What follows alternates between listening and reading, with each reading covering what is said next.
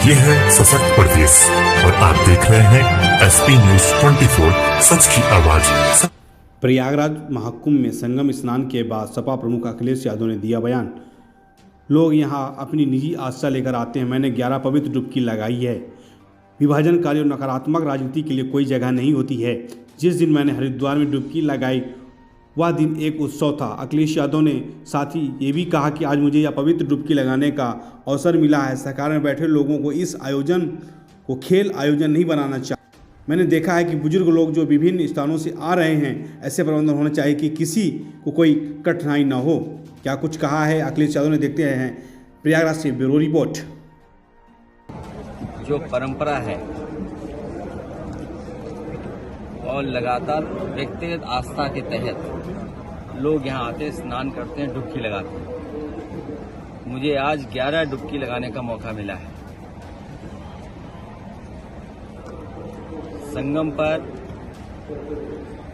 जो ये महाकुंभ मनाया जा रहा है, 144 वर्षों के बाद मौका मिल रहा है।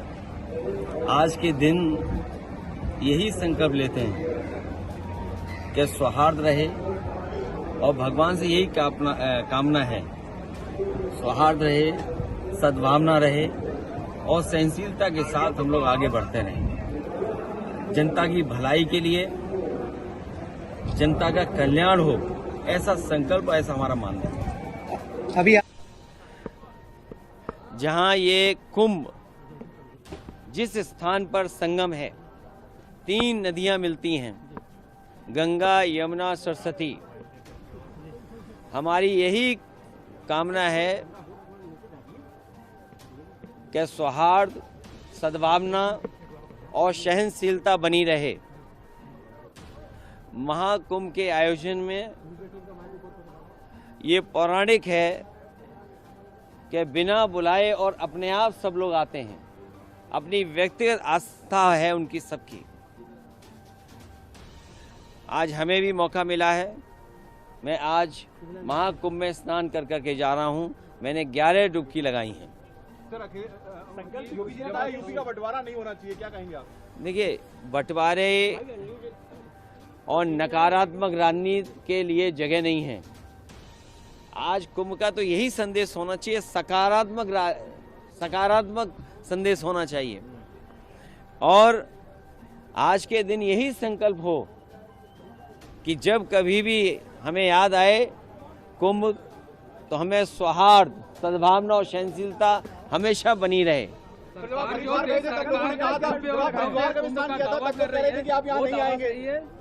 देखिए,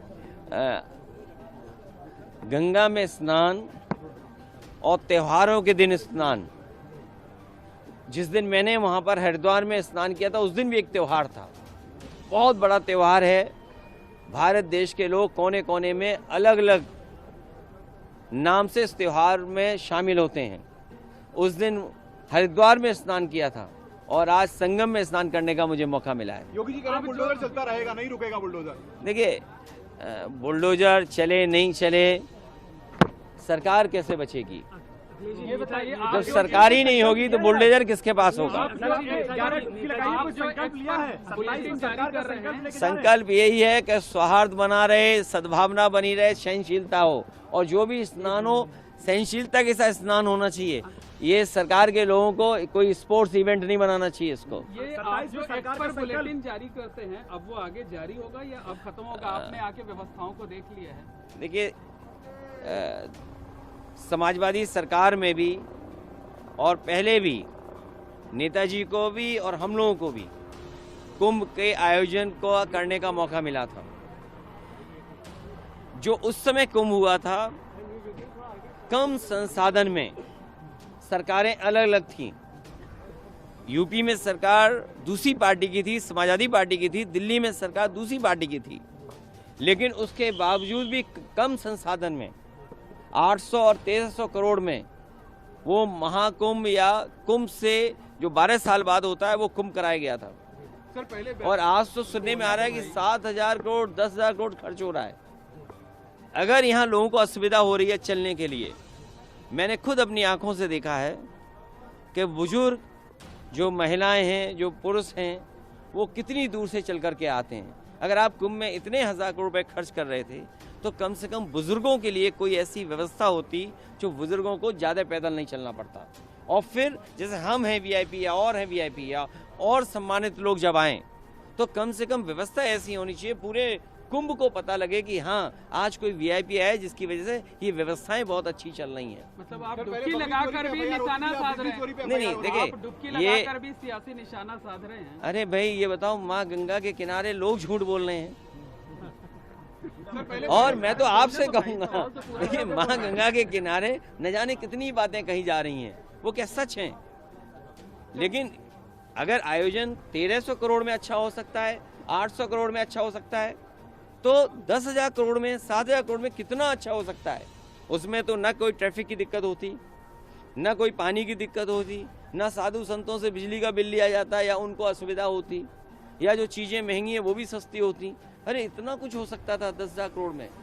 और फिर तो दिल्ली की सरकार भी उनकी है और वो भी अर्थव्यवस्था कहाँ पहुँच रही है, तो 10,000 करोड़ और मांगने चाहिए। हमारी मांग है उत्तर प्रदेश सरकार को दिल्ली सरकार 10,000 करोड़ और रुपए दे, जिससे हाँ महाकुंभ के आयोजन के लिए, जिससे यहाँ की ट्रैफिक व्यवस्था अच्छी हो, बुजुर्ग हों, महिलाएं हों, बच्चे हों, उनको बहुत दूर से अपने सर पर, अपने कंधे पर सामान रख करके न लाना पड़े, कोई सुविधा हो जिससे यहीं पर आ जाएं। और साथ ही साथ दिल्ली सरकार जहाँ बजट दे 10,000 करोड़, और वहीं ये जो किला है वो भी उत्तर प्रदेश सरकार को दे दे, क्योंकि यहाँ परंपरा ये है कि लोग दान कर करके जाएं।